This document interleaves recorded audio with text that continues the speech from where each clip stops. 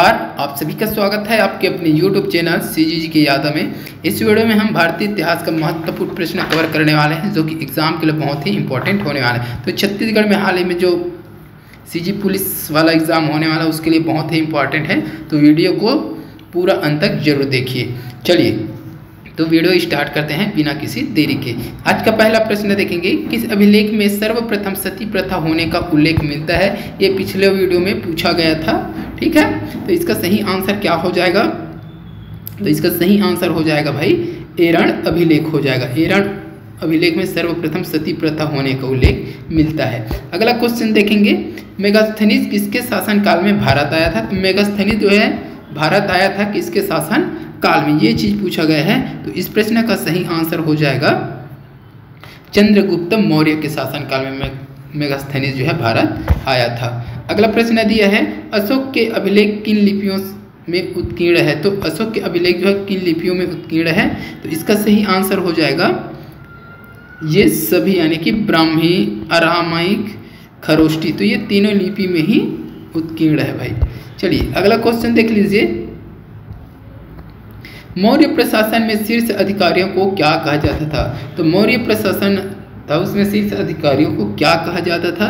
तो इसका सही आंसर क्या हो जाएगा, तीर्थ कहा जाता था। याद रखिएगा, तीर्थ कहा जाता था। अगला दिया है, कलिंग युद्ध के बाद अशोक ने किस बौद्ध भिक्षु से बौद्ध धर्म की दीक्षा ली थी। तो कलिंग युद्ध के बाद अशोक ने किस बौद्ध भिक्षु से बौद्ध धर्म की दीक्षा ली थी। तो इसका सही आंसर हो जाएगा भाई आपका, तो उपगुप्त हो जाएगा। उपगुप्त से शिक्षा लिया था कलिंग, किसने, अशोक ने, कलिंग युद्ध के बाद। अगला दिया है यहीं पर, शासन के कितने वर्षों के बाद अशोक ने बोध गया की यात्रा की थी। तो अपने शासन के कितने वर्षों बाद अशोक ने बोध गया की यात्रा की थी। तो इसका सही आंसर हो जाएगा 10वें वर्ष के बाद बोध गया की यात्रा की थी किसने, अशोक ने भाई। अगला दिया है, मौर्य शासन काल के दौरान भू राजस्व की दर निर्धारित थी। तो भू राजस्व की दर निर्धारित थी कितने भाग में। तो इसका सही आंसर अगर देखें तो हो जाएगा भाई 1/6 भाग में। अगला देखेंगे, राजकीय टकसाल के अधिकारी को क्या कहा जाता था। तो राजकीय टकसाल के अधिकारी को क्या कहा जाता था। तो इसका सही आंसर हो जाएगा लक्षणाध्यक्ष, ठीक है, लक्षणाध्यक्ष कहा जाता था। अगला दिया है, सुदर्शन झील का जीर्णोद्धार किस शासक के ने करवाया था। तो सुदर्शन झील का जीर्णोद्धार किस शक शासक ने करवाया था। तो इसका सही आंसर हो जाएगा भाई ऑप्शन 2 वाला हो जाएगा, रुद्रदमन ने, ठीक है। सुदर्शन झील का जीर्णोद्धार किसने करवाया था। तो रुद्रदमन ने करवाया था। अगला दिया है, गंधार एवं मथुरा शैली का विकास किसके शासनकाल में सर्वाधिक हुआ। तो इसका सही आंसर क्या हो जाएगा भाई, गंधार और मथुरा शैली का विकास किसके शासनकाल में सर्वाधिक हुआ है। तो ये हो जाएगा भाई कनिष्क के शासनकाल में हुआ है गंधार और मथुरा शैली का विकास सर्वाधिक। अगला दिया है, कथन ए, संगम काल में 3 परिषदों का आयोजन किया गया। कारण दिया है, संगम काल में चेर, चोल और पांड्य शासकों का शासन था। तो इसमें सही क्या होगा ये चीज आपको बताना है। चलिए देख लीजिए क्या क्या होगा भाई। तो इसका सही आंसर क्या हो जाएगा जल्दी से बता दीजिए, ठीक है, 41 नंबर का। तो ये हो जाएगा आपका, संगम काल में 3 परिषदों का आयोजन था। तो ये भी सही है भाई, ठीक है। संगम काल में चेर, चोल और पांड्य शासकों का शासन था। तो ये भी सही है। तो ए और आर दोनों क्या है, सही है भाई। परंतु आर ए की सही व्याख्या नहीं करते, लेकिन आर जो है ए की सही व्याख्या नहीं करती। तो ऑप्शन ये 2 वाला सही हो जाएगा इस प्रश्न के लिए। चलिए अगला क्वेश्चन देख लेंगे, प्राचीन चोल वंश का संस्थापक किसे माना जाता है। तो प्राचीन चोल वंश का संस्थापक किसे माना जाता है। ये हो जाएगा भाई विजयालय, विजयालय, ठीक है। अगला दिया है, पहले के चेर वंश ने किन राज्यों पर शासन किया था। पहले के चेर वंश ने किस राज्यों पर शासन किया था। तो इसका सही आंसर हो जाएगा तमिलनाडु और केरल में शासन किया था। अगला दिया है,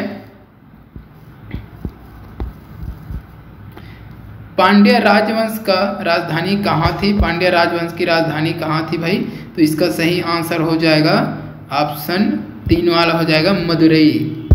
अगला देख लेंगे, चीन के लेखक फुहान ने किसके शासनकाल में भारत की यात्रा की थी? तो इसका सही आंसर हो जाएगा चंद्रगुप्त द्वितीय, यानी कि 2 हो जाएगा, तो चंद्रगुप्त द्वितीय। ठीक है। अगला दिया है, किस गुप्त शासक को भारत का नेपोलियन कहा जाता है? बहुत ही इंपॉर्टेंट क्वेश्चन है, ये बार बार पूछा जाता है भाई। तो किस गुप्त शासक को भारत का नेपोलियन कहा जाता है? इसका सही आंसर हो जाएगा समुद्रगुप्त को भारत का नेपोलियन कहा जाता है। अगला दिया है, किस गुप्त शासक ने गुप्त साम्राज्य की राजधानी पाटलिपुत्र से उज्जैनी बनाई थी? तो इसका सही आंसर क्या हो जाएगा? हो जाएगा चंद्रगुप्त द्वितीय। चंद्रगुप्त द्वितीय ने राजधानी पाटलिपुत्र से कहाँ किया था? तो उज्जैनी किया था भाई। अगला क्वेश्चन देख लीजिएगा, इलाहाबाद स्थित प्रयाग प्रशस्ति लेख की रचना किसने की थी? तो इलाहाबाद में स्थित प्रयाग प्रशस्ति लेख की रचना किसने की है? तो इसका सही आंसर हो जाएगा हरिसेन ने की है। प्रयाग प्रशस्ति लेख की रचना किसने की है? हरिसेन ने की है, याद रखिएगा। अगला क्वेश्चन है, हूणों के आक्रमण से भारत की सुरक्षा करने का श्रेय किस गुप्त शासक को जाता है? तो हूणों के आक्रमण से भारत की सुरक्षा करने का श्रेय किस गुप्त शासक को जाता है?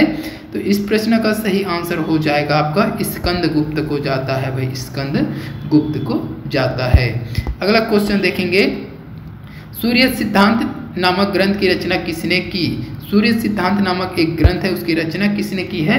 तो इसका सही आंसर हो जाएगा आर्यभट्ट ने की है भाई। आर्यभट्ट ने की है सूर्य सिद्धांत नामक ग्रंथ की रचना। ठीक है, ये भी इम्पोर्टेंट है। चलिए अगला क्वेश्चन दिया है, निम्नलिखित में से कौन एक स्थापत्य कला गुप्त काल में निर्मित नहीं हुए? तो गुप्त काल में निर्मित नहीं हुए उस स्थापत्य कला को यहाँ पर बताना है। तो इसका सही आंसर हो जाएगा भाई खजुराहों का मंदिर। ये जो है गुप्त काल में निर्मित नहीं, बाकी तिगवा का विष्णु मंदिर, सदावतार मंदिर, देवगढ़, बाघ एवं अजंता का गुफा, ये तीनों जो है गुप्त काल में निर्मित है। ठीक है। चलिए अगला क्वेश्चन देख लेंगे, गुप्त काल के किस अभिलेख में सती प्रथा का उल्लेख मिलता है? गुप्त काल के किस अभिलेख में सती प्रथा का उल्लेख मिलता है? तो ये प्रश्न एक बार शायद रिपीट हो चुका है, तो एरण अभिलेख हो जाएगा, एरण अभिलेख। अगला क्वेश्चन है, हर्षवर्धन ने किस शासक को पराजित कर कन्नौज पर अधिकार किया था? तो हर्षवर्धन ने किस शासक को पराजित करके कन्नौज पर अधिकार किया था? तो इसका सही आंसर हो जाएगा भाई शशांक को। ठीक है, शशांक को पराजित करके। चलिए अगला क्वेश्चन देखेंगे, कश्मीर के मार्तंड सूर्य मंदिर का निर्माण किसने करवाया था? तो कश्मीर में मार्तंड सूर्य मंदिर है, उसका निर्माण किसने करवाया था? तो इसका सही आंसर हो जाएगा ललितादित्य मुक्तापीड़ ने। ठीक है, याद रखिएगा, ललितादित्य मुक्तापीड़ ने कश्मीर के जो मार्तंड सूर्य मंदिर है उसका निर्माण करवाया था। अगला दिया है यहीं पर, महाबलीपुरम स्थित एकाश्म मंदिर का निर्माण किसने करवाया था? तो महाबलीपुरम में स्थित एकाश्म मंदिर यानी कि रथ मंदिर का निर्माण किसने करवाया था? तो इसका सही आंसर हो जाएगा भाई नरसिंहवर्मन प्रथम ने करवाया था। नरसिंहवर्मन प्रथम ने करवाया था। किस मंदिर का निर्माण? तो एकाश्म मंदिर यानी कि रथ मंदिर का। कहाँ है ये? तो महाबलीपुरम में है। चलिए अगला प्रश्न दिया है, भारत पर अरब आक्रमण की जानकारी किस पुस्तक से प्राप्त होती है? तो भारत पर अरब आक्रमण की जानकारी किस पुस्तक से प्राप्त होती है? तो इसका सही आंसर हो जाएगा ए हो जाएगा भाई चचनामा हो जाएगा, याद रखिएगा। सॉरी, चचनामा नहीं होगा भाई, हाँ चचनामा, चचनामा ही हो जाएगा। ठीक है, तो ये चचनामा ही हो जाएगा। ठीक है, भारत पर अरब आक्रमण की जानकारी किस पुस्तक से मिलती है? तो ये चचनामा से मिलती है। अगला क्वेश्चन देखेंगे, गुजरात के सोमनाथ मंदिर पर गजनवी के आक्रमण के समय वहां का शासक कौन था? तो इसका सही आंसर हो जाएगा भीम प्रथम, भीमदेव प्रथम हो जाएगा। ठीक है, अगला दिया है 1194 ईस्वी में चंदावर के युद्ध में मोहम्मद गौरी ने किसे पराजित किया था? तो इस प्रश्न का सही आंसर क्या हो जाएगा भाई? ये हो जाएगा जयचंद को पराजित किया था। ठीक है, किसको पराजित किया था? ये जयचंद को पराजित किया था। किसने? मोहम्मद गौरी ने। चलिए अगला क्वेश्चन देख लेंगे। कुतुब मीनार जो दुनिया की सबसे ऊंची ईंटों की मीनार है, इसका निर्माण दिल्ली सल्तनत के संस्थापक किसके आदेशों के तहत किया था?